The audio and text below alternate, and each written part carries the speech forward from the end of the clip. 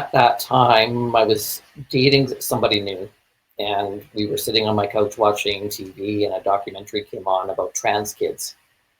And they were interviewing all these kids that had an experience of childhood incongruence that sounded identical to what I experienced. And they framed that as, if you experience this, it means that you're a trans person. So they weren't saying correctly, they weren't, because that sense of incongruence is a very common gay or lesbian experience, especially in childhood. Yes. And at that time, it was called gender identity disorder. So there had been some discussion amongst the Butch lesbians, at least in my city, about how many of the Butches had gender identity disorder. And so we were starting to understand that as a gay or lesbian experience. But when I saw this documentary, that's not what they were saying. They weren't saying this is part of the developmental psychology of homosexuality, or that it was gender identity disorder. They said, if you experience that, you are a trans person. So it was the beginnings of this creation of a new kind of personhood. Mm-hmm. And in my destabilized state, I was somewhat compromised emotionally. And that seemed very credible and believable. And I didn't really have a strong framework to understand my experience. So when on mainstream television, this very well-produced, slick documentary is saying, these are what these experiences mean, I bought it.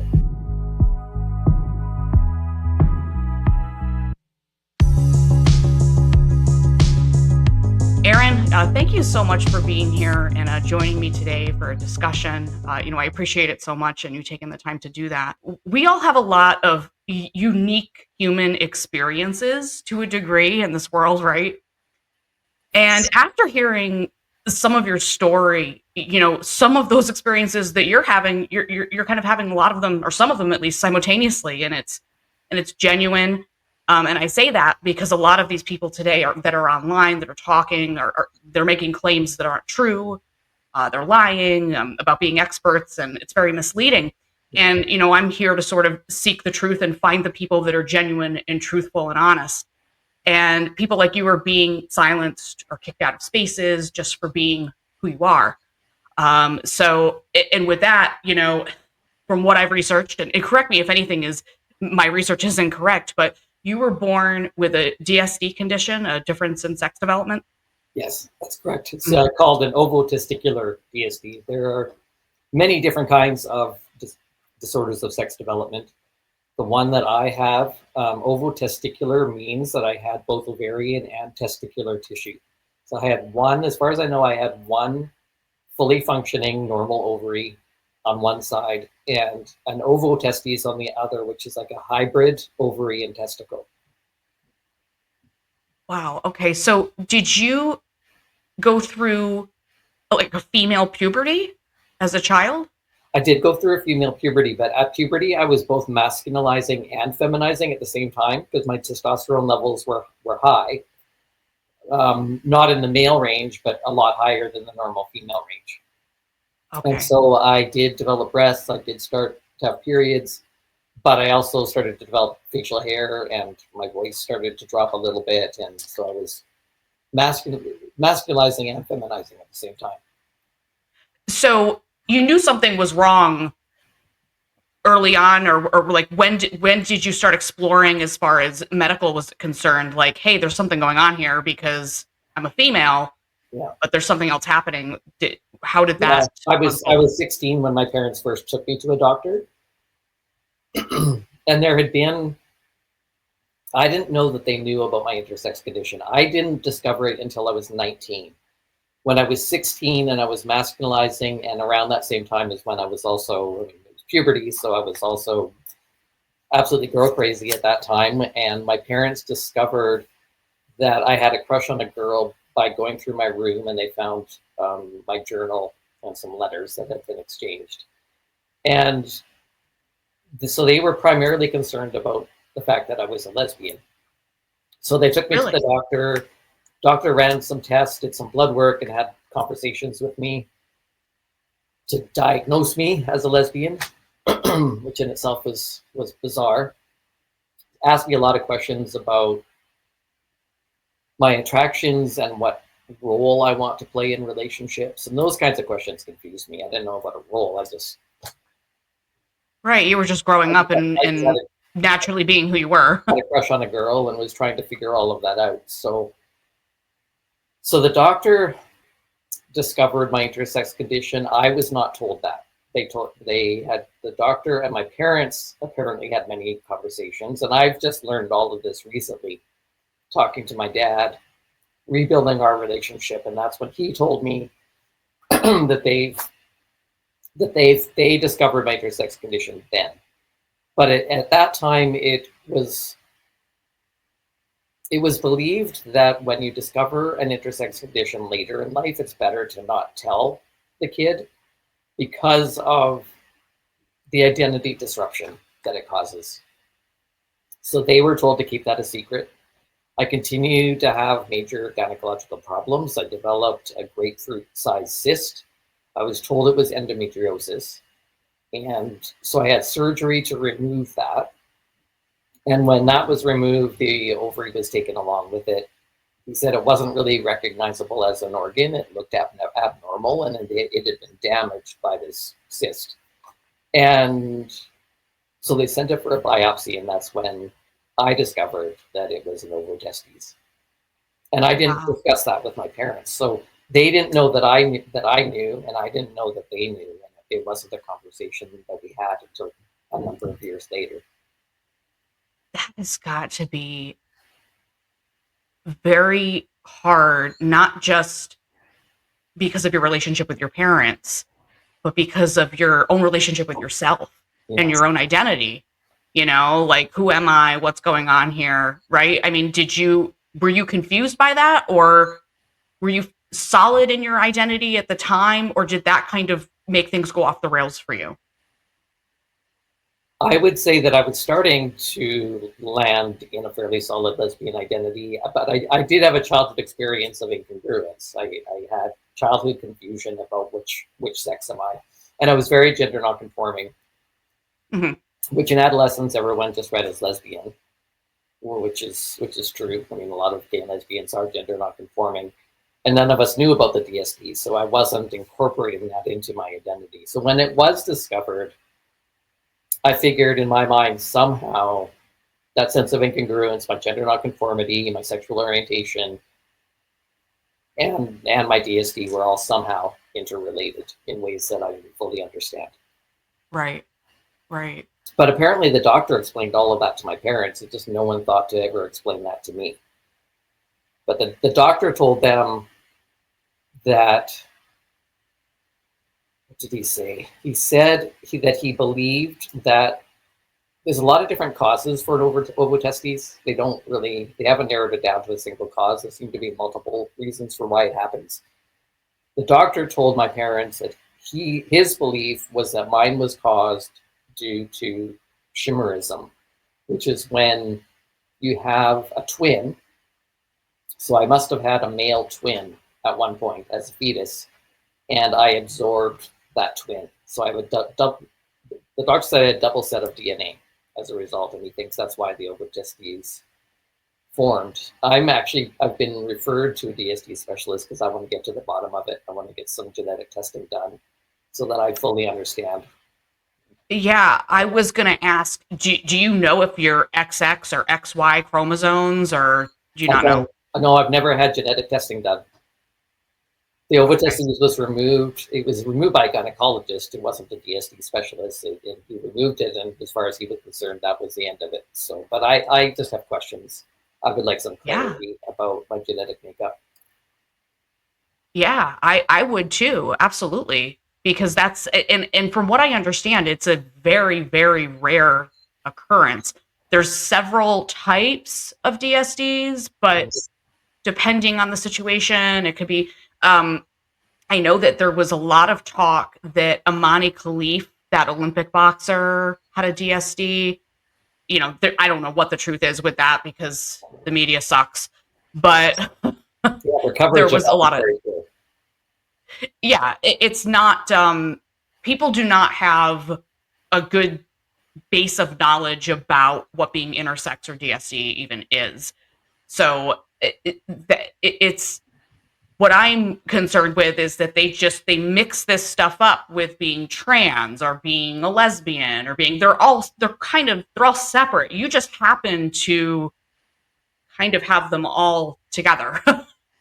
Yeah, and with this particular DSD, the testosterone producing DSDs that occur in females is highly correlated with later same-sex attraction.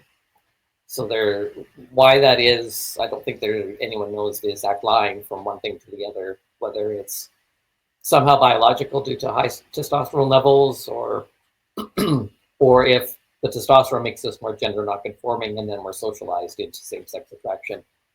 Nobody really knows that for sure, but there is a correlation between all of the testosterone producing DSDs, so mine, as well as CAH is another, that you have higher testosterone levels as a girl, and there is a correlation with CAH and lesbianism. Right. Like for myself, I don't have a DSD as far as I know, but I'm a lesbian, right? So what's the difference between you and me, as far as why we're both attracted, same-sex attracted or same-sex orientation, and I don't know that they'll ever know the answers completely to all of that. And I do think that there's a lot of nuance to that conversation, and some of it might be socialized, some of it I think is innate.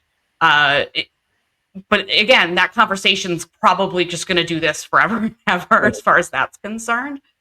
But what brought you to moving into more of a trans identity? How did that start? That was later in life, so I continued to just kind of limp along in some of my confusion, and entered into the lesbian community, met Butch Lesbians, some of whom had facial hair like I did, who had a very masculine presentation, some of them even more so than I did. And a lot of them did have things like PCOS or CAH.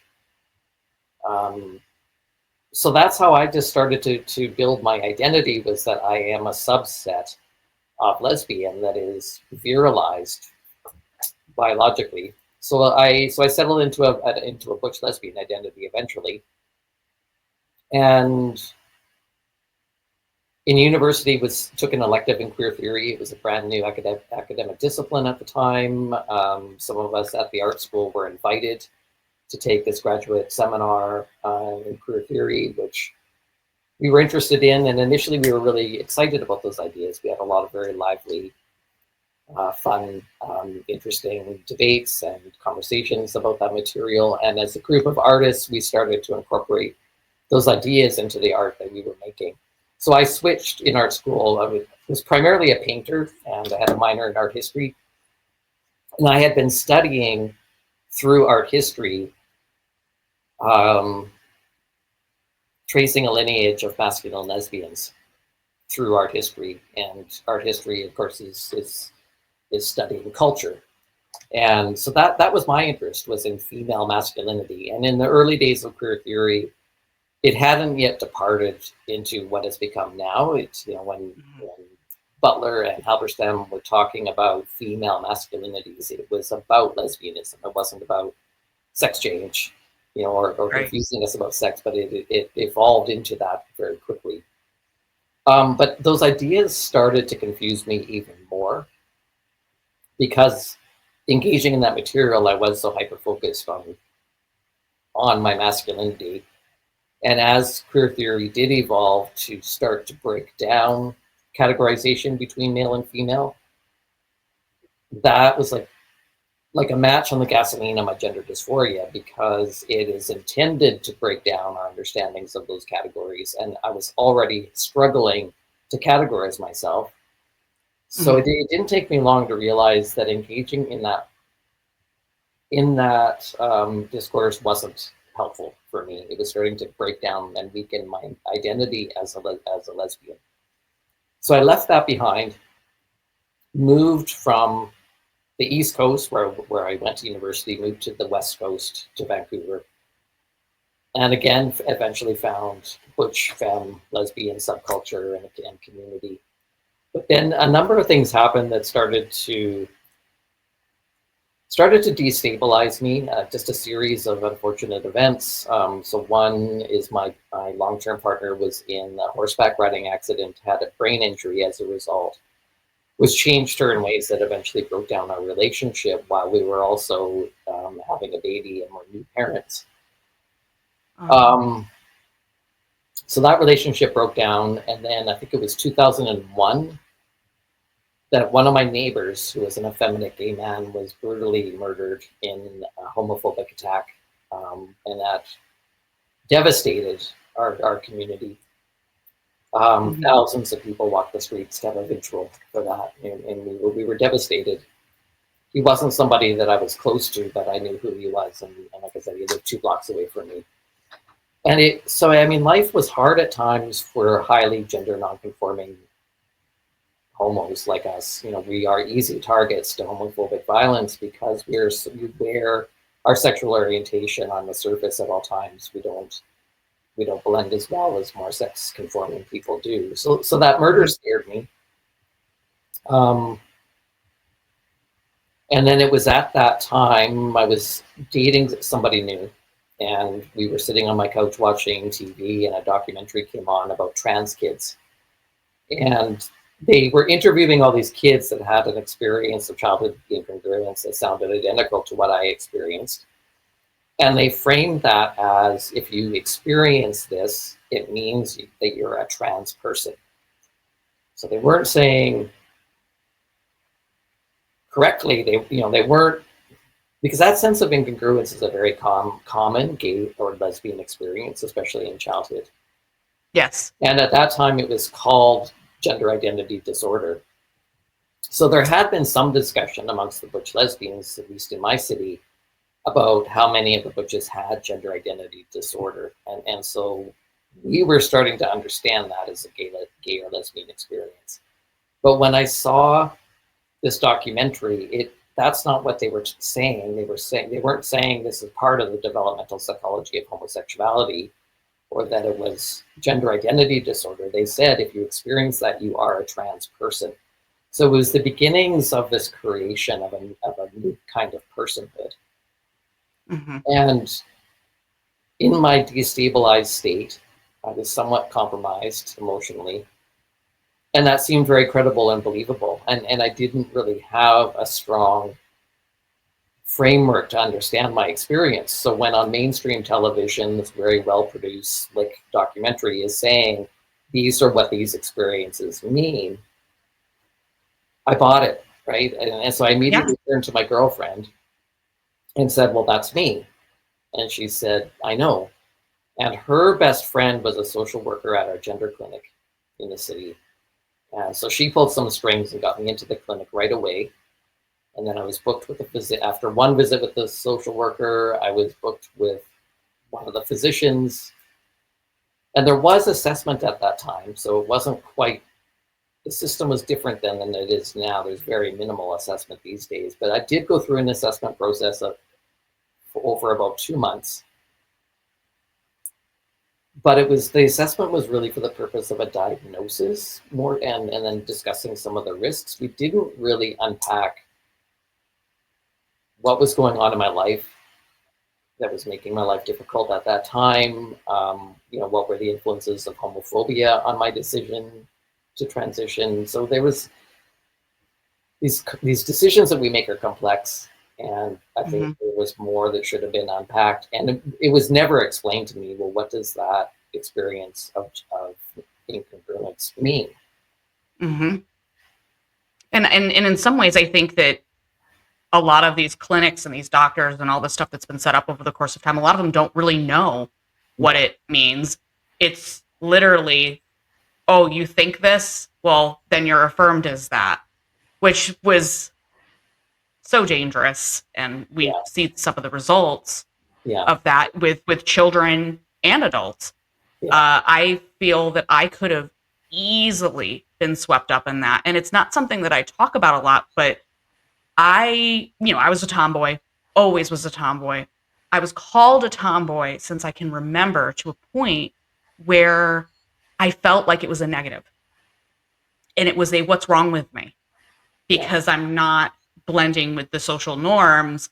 You know, Vicky does this because she's a tomboy. Vicky likes that because she's a tomboy. And eventually I kind of looked at it as like almost like a slur. I was like, ugh, I didn't want to be that anymore. So what am I really, or what's wrong with me, or how can I change that?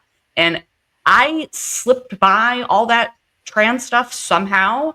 I never really totally bought into it, but there were times, especially in my teenage years and even into my early 20s, where I wondered about it. And there was a point where somebody started saying the non-binary thing, which never made sense to me either, because I'm a biological woman. Like you're one or the other. And again, that goes back to being a tomboy or being kind of androgynous or what have you. So I really, on some level, I can relate to you in that I felt very awkward. I didn't fit the typical picture of femininity that you're supposed to when you're female in society, or with groups of other little girls and other friends. And I continue, and I liked myself for the most part, but there was that thing real deep down inside me where it was like, well, why don't you want to wear the dress? Or why don't you want to do it this way? I did a workshop for a group of lesbians this summer. Probably about 20 women were there in a circle of all different ages, adult ages. Mm-hmm. And I was asked, how many of you experienced a sense of incongruence or a belief that you were a boy or wanting to be a boy when you were a kid? Every single woman raised her hands.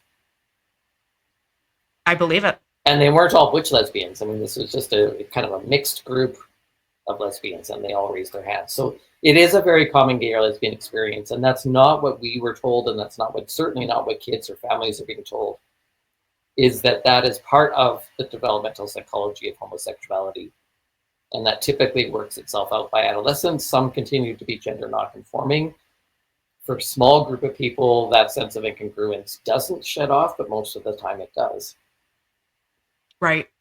Yeah, absolutely. And I think that it's so important to bring that to the surface, because the waters are so muddied now with, one, this thing about trans joy, and that to me doesn't exist. I don't think that going through a transition long term, maybe in the beginning you might feel really good about it and be like, yes, I found myself, but it's not really a joyful experience from what people have told me, the trans aspect of this, right?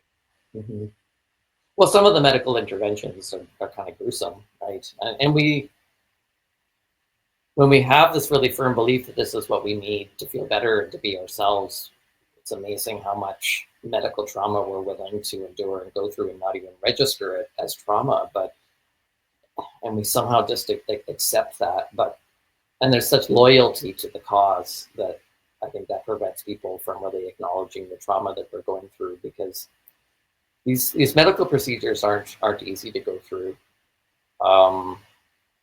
It's a lot of lost days, a lot of lost weeks and months, in medical clinics and recovering from surgeries, and then there are oftentimes surgical complications. And one of the things that I experienced after my metoidioplasty down in Texas is there were a number of different trans guys there, and as I was leaving and getting on the plane to go home, one of the trans guys that I met down there was frantically texting me saying that he had gone to visit one of the other trans guys in the room who had just come out of surgery, and this young person, I think they were in their 20s, was lying on the floor in a pool of their own blood, not able to reach the call bell, and was hemorrhaging from the surgery. And it was the trans man that found him on the floor and called the nurses, and they rushed this young person back to hospital. Oh my God. Well, to me, these surgeries, a lot of them are very experimental in nature. They don't really have a solid way. They're cosmetic. It's plastic surgery. And each person and each person's makeup is different. Yeah. You know, each person responds differently to surgery anyways, but when you start messing with genitalia or breasts or things like that, you know, you're really that's all connected, a lot of that, to all your organs and your insides and how you function, and it has to mess with your head psychologically too. Yeah. And how do you even prepare somebody for something like that, even when that person or that patient thinks that that's really what they want or what they need? So where's the line? Where's the safeguards? You know, because I don't know that there are any right now. No, and what we're seeing is surgeons are the ones that are starting to push back on this, because the surgeons don't do their own mental health assessments. They need to be able to trust that all the clinicians upstream of them have done their jobs properly. And I think as they're discovering that thorough comprehensive assessment isn't being done, that, I mean, the greatest harm is with the surgeries, right? Once you start actually removing body parts and rearranging them, that's not reversible. So I think they're starting to wake up to how liable they are if comprehensive assessment isn't being done on the front end, that they can't feel confident that when they start removing body parts that they've selected good candidates. So I'm not surprised that it's the surgeons that are starting to push back. But there's a lot about trans medicine that is hidden and buried. And one example is the surgeon that I went to, who's Dr. Crane in Texas, who was boasted as one of the best in the world, and has a low complication rate. But he told another trans guy when I was there that he only counts something as a complication on his records if it can never be repaired.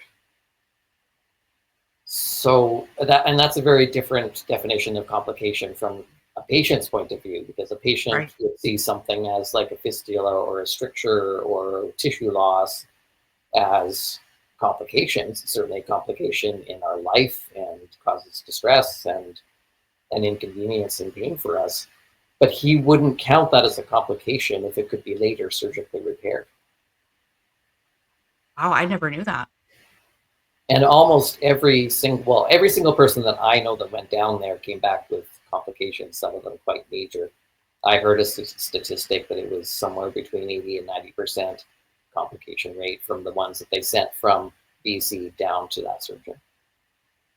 Well, so why did they keep doing this? If the complications are that high, what is it? Just money? Is it ideology? What is it that the driver's got to be money, right? I mean, it's got to be profitability. They're profiting from this revolving door of people who are gender confused or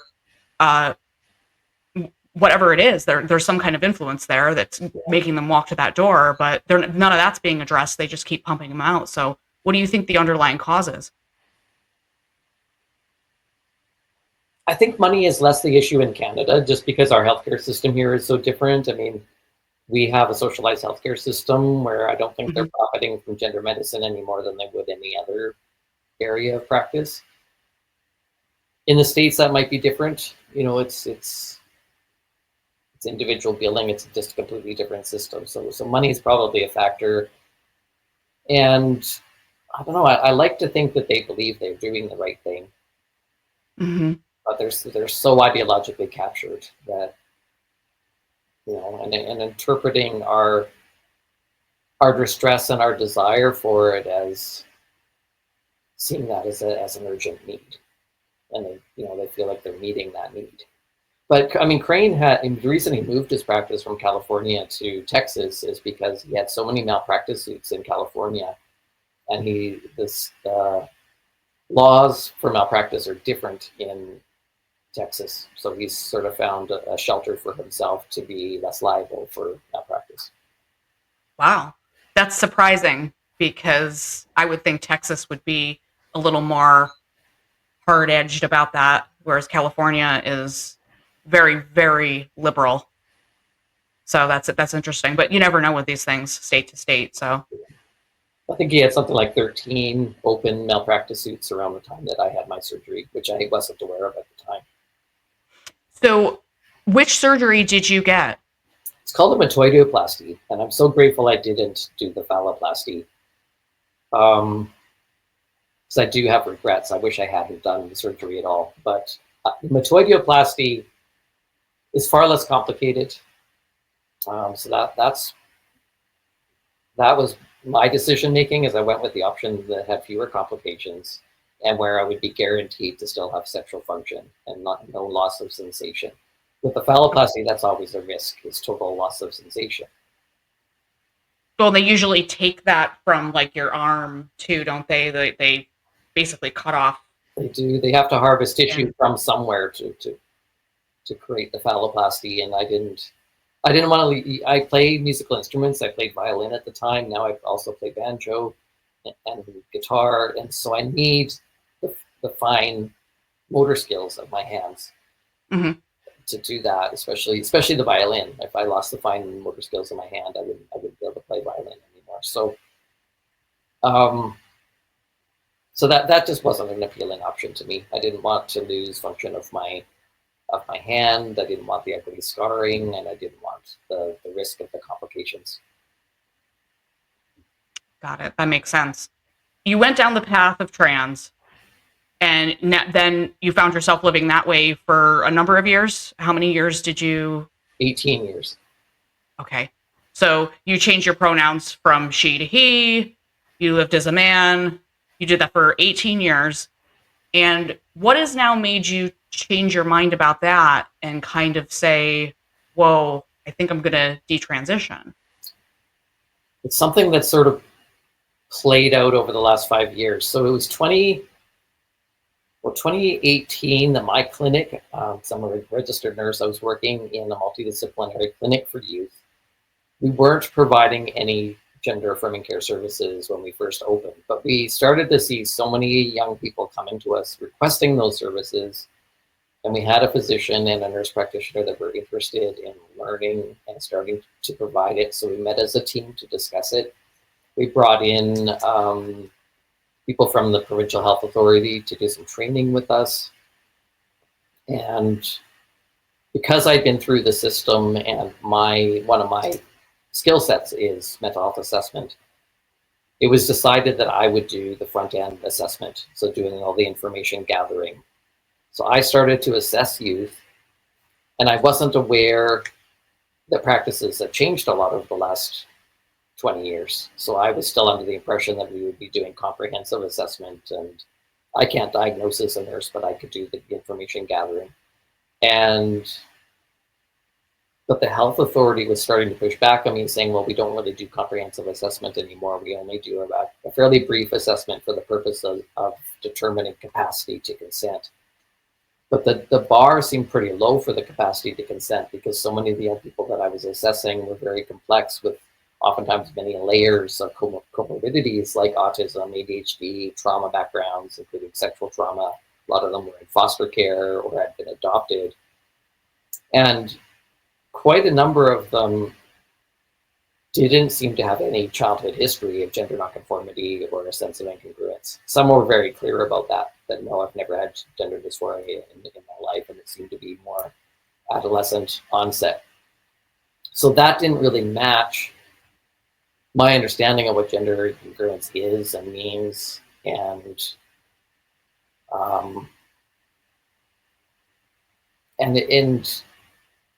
it didn't match the cohort of lesbians that were transitioning back in my day. Because in my day, it was just Butch Lesbians in terms of the females that were doing it. I mean, there was a rare exception to that, but most of us were Butch Lesbians that were just sick and tired of going through the world with harassment and not easily integrating into society. So seeing these young people who had no sense of childhood incongruence, most of them were girls that I saw, 71% were female, and most of those were same-sex attracted. But they weren't, I could only think of maybe one or two that had, of about 50 that I assessed, only maybe one or two had that childhood onset sense of incongruence that I had starting around age 3. So they would have been sort of the classic presentation.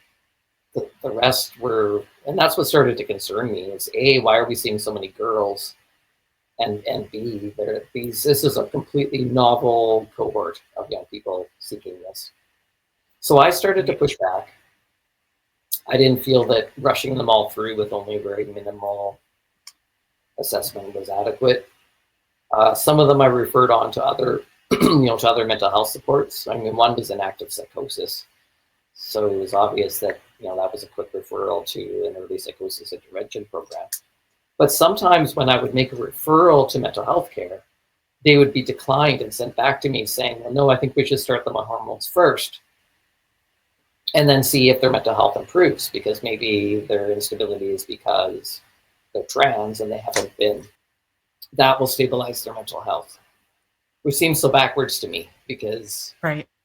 Even if we're just looking at capacity to consent, somebody that's in the throes of a major mental health problem, I would argue isn't able to provide consent. Right. I mean, a lot of these kids, they're in complete crisis for whatever reason, and it's finding the root of that. And it's almost seems lazy. It's like the lazy way of dealing with something, like, oh, just throw the drugs at the kid. Here you go. Have a nice day. Instead of addressing what the underlying issues are. And it also feels experimental, because when you said, well, let's try putting them on the hormones first to see what happens, because they might be trans.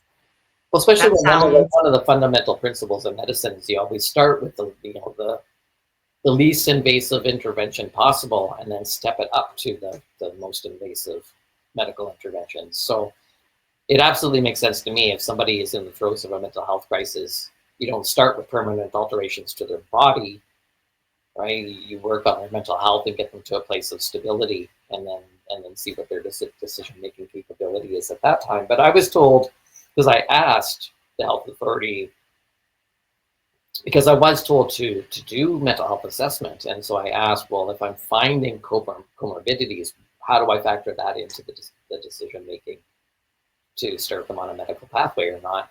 And I was told, well, people have a right to be both trans and mentally ill, just like a person has a right to be both gay and mentally ill, that we shouldn't use their mental illness against them as a barrier to starting them on a medical pathway. What are your thoughts about that line of thinking? Well, it buys into this idea that trans is a separate type of personhood, in a way that gay could be thought of as a personhood, which in itself is a falsehood. But I think also it just has implications for their ability to think rationally and to have the capacity to consent. So we should be stabilizing their mental health first and exploring how does that mental health comorbidity impact their decision making and their perception of themselves as trans. I think that should be explored with every client. Like, what are their motivations?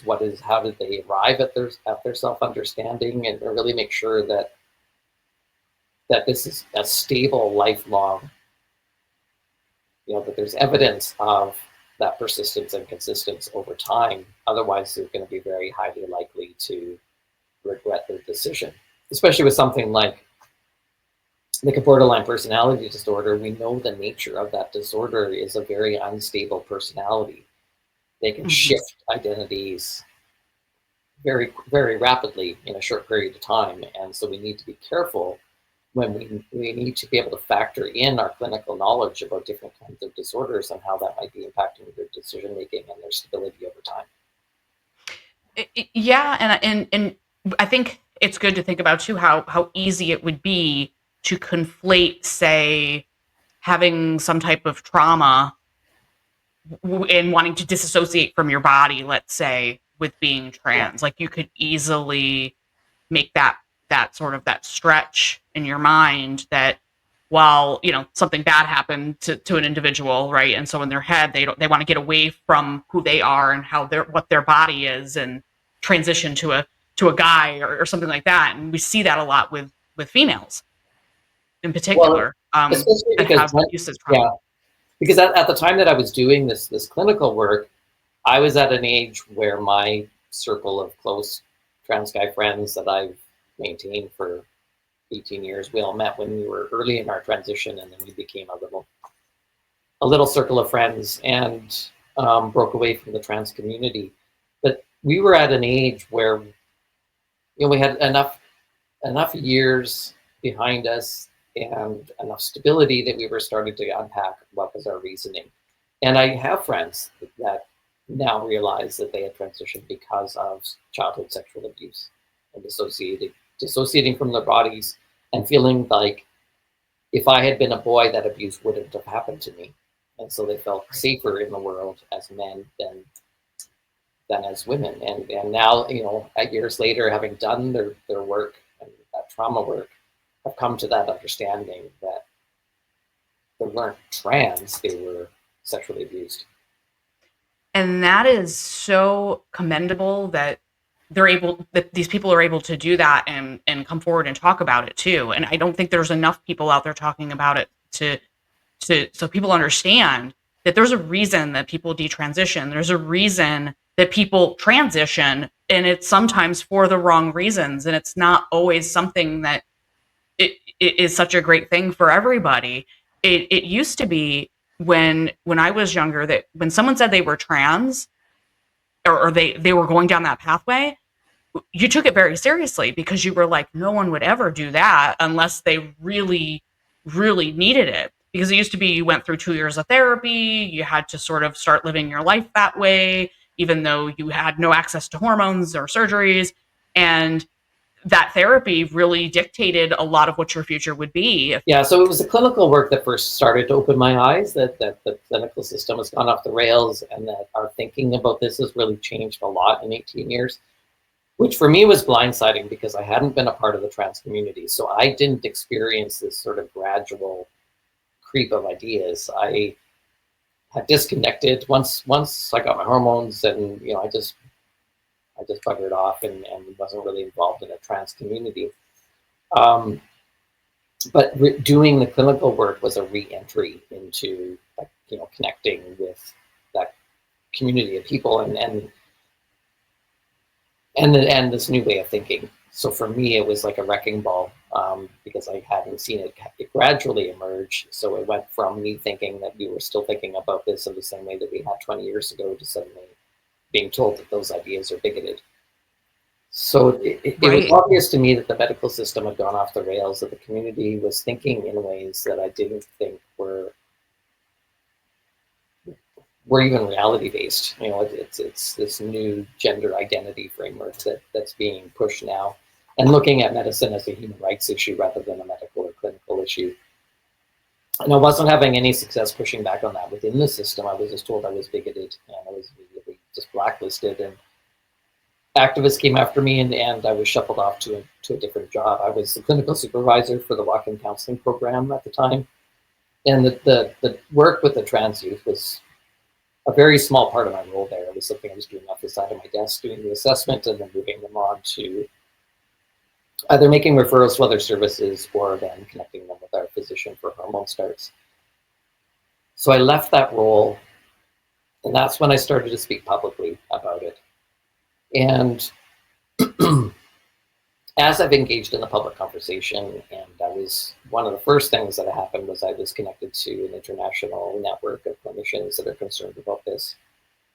And my understanding of what gender identity disorder is, what we now call gender dysphoria or incongruence, my understanding of that has changed as I've engaged with those clinicians and understood what it actually is. It is for my cohort, it is a developmental aspect of homosexuality. All it means is I'm gay. That isn't what had been explained to me. And I hadn't understood, the other pathways like autogynephilia. That wasn't something I understood. So as I've come to understand what all of this means and the impact on kids, the impact on society, the impact on women's rights, it just felt like something I don't want to participate in. I'm so alarmed by it. And I feel like even 20 years ago, we were all being misled, with a false narrative. And I think that narrative, there's an urgent need for that narrative to be corrected in order to protect gender nonconforming kids and women's spaces and address the disappearing lesbian problem. There's just so many, both individual Yes. and societal problems that have come from this. Yeah. So how has this sort of transition back to being female, how has that experience been going for you? As far as Yeah. telling people this is what you're doing, are you getting backlash from it? It's been very challenging. I mean, a lot of the effects of testosterone are permanent. Mm-hmm. The hair on my head isn't going to grow back. I could remove my facial hair with electrolysis. So, I mean, there are some things that I could do, but for the most part, these changes are permanent. And as long as I'm still male passing, I mean, I stand firm in my gender critical beliefs that it's not possible to change sex, and I am biologically female. And what this experience means is that I'm a gender nonconforming lesbian, and somehow my DSD is like a complicating factor in all of that. But to actually make the social pathway back is challenging because I still look male. I don't really want more medical interventions. I've already wasted so much of my life to medicalizing. I don't want more medical interventions. I don't want to give this any more of my time.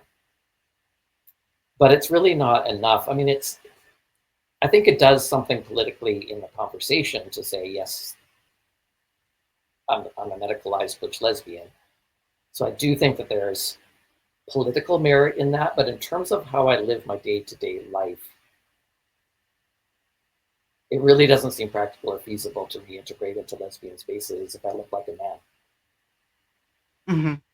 I've started some conversations with the lesbian community about that. I was invited into a space this summer to have that conversation and lead a workshop about that, because I think the younger generation thinks differently about it than ours did. I mean, not many older lesbians really want us back, and not many trans men of my generation even want to go back. But the younger ones think differently about it because so many lesbians now are medicalizing that the ones who aren't would desperately want their friends back. So I found they were very excited to have me there, and really hope for a future when all lesbians, those that medicalized and those didn't, would occupy spaces together. But I think I'm maybe too far ahead of that curve. I mean, I wanted to plant the idea in the women's heads because we are expecting a tidal wave of regret as this narrative gets corrected and people realize what's happened to them. So I think the younger ones are probably going to want to reintegrate. And I think it's important that lesbians start to think about that, because it's so complicated and it's such a huge dilemma. Because there's a political battle already of lesbians trying to protect their spaces from the infiltration of men. So to add on top of that, this dilemma of, but what about the lesbians and medicalized who look like men? And if we integrate them back, and we can't trust our eyes and ears, because it's all about the eyes and ears, right? Like in order to make single-sex spaces, you have to be able to rely on your eyes and ears. In comes trans men who maybe are male passing, and if we can't trust our eyes and ears, it's just such a huge dilemma. And if you start to allow passing trans men in, how do you keep men out? And some lesbians are, understandably freaked out by just the whole premise of medicalized lesbians coming back in. But so I think my work, I planted that seed to get them thinking about it. But I think it's too late for me. I think it's too late for me to walk back. I'm fully accepting of the fact that I'm female. I don't have a problem with that. But I think it's going to be the next generation that's going to have to really work out the reintegration and social inclusion and what their spaces look like. It's because it's just a completely different. Yeah, I can't even imagine, to be honest with you. I mean, it was just so different even, say, 15 years ago,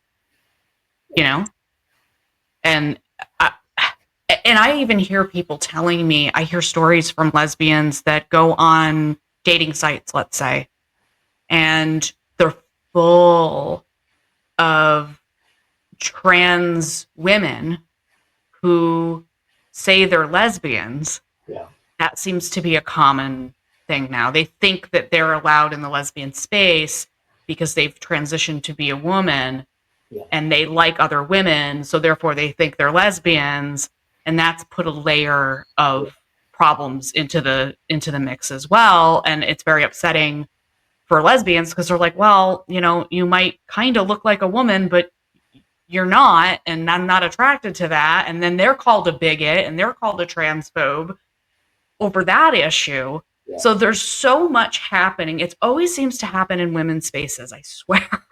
Yeah. Well, It always ends up the women. Yeah. Especially as now And- more and more heterosexual girls are transitioning. It's putting a lot of more pressure on the gay men, and they're starting to speak out too that they don't want them in their spaces either. Right. I don't think safety is the issue quite in the same way. I think it is different, men entering into women's spaces versus women entering into men's spaces. It's not an exact parallel, but I understand they want their own spaces. The gay men want their own spaces too. There was also a lot of pressure from the trans women to get us out, and even get butch lesbians out. I mean, there was pressure on butch lesbians to medicalize and then get out of lesbian spaces.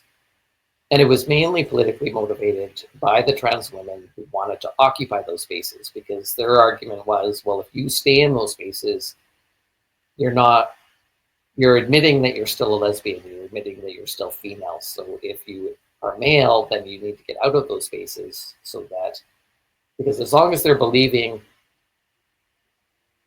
that you're still a lesbian, then they're not going to believe that I am a lesbian, right, as a trans woman.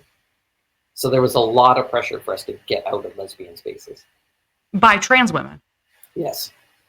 Wow. So what is your plan then moving forward? What is it that you want to see happen? What are you advocating for as far as something that can be done in the future? The few things that I'm working on. So I am at this point, it took me 5 years, but I finally have broken through, not just me, but others that I'm working with as well. We finally broke through to our governments listening to us, at least our conservative government. So we've been successful in 3 provinces to start clawing this back. So 3 of our provinces are not allowing schools to socially transition kids without any clinical oversight or parental knowledge under the age of 16. And I think the reason it's set at 16 is just because of our Mature Minors Acts in the various provinces, that at age 16, 16-year-olds and up are allowed to make medical decisions for themselves. So I think our policymakers have to work within existing law, and that's probably why they set it at age 16. Okay. One province is also going to stop all childhood medicalization. They've just tabled that. And so it's in effect. And then they're going to create more comprehensive services for adults. And they are also taking steps to protect some women's only spaces, like women's sports. I'm also working with our federal Conservative Party, who have already made commitments as a party to reverse and claw back some of this. So they are committed to protecting women's only spaces, to ban childhood medicalization throughout the country. And so I'm hopeful, because I think we're looking at, it's looking like our election is going to be called soon. And I'm hopeful we'll get a landslide win of the Conservative Party. So we're already sort of cozying up to the Conservative Party to make sure that they follow through on those promises to make the changes that are needed. That sounds great. That sounds really good. And I'm glad to hear that you have a voice in that, because you have the lived experience and understanding about so many of these issues across the board, from your sexual orientation to the DSD to you have the trans stuff wedged in between. You kind of know all of it, and you've been working in a medical space and working with people that are coming through the door and experiencing it from that perspective as well. So I think you're kind of a wealth of knowledge, really, in this particular area. Aaron, thank you very much for coming to speak with me and kind of share your story with everybody. I think it's just it's incredible, everything that you've been through, things that you're still going through. And I really want people to understand that this is not an easy thing for people. And also, it's not what you hear on TV either. And the mainstream's not talking about this, and we need to start hearing more voices like yours. So thank you for doing that. Well, thank you. I really appreciate the invitation. I've been looking forward to talking to you. It's been delightful.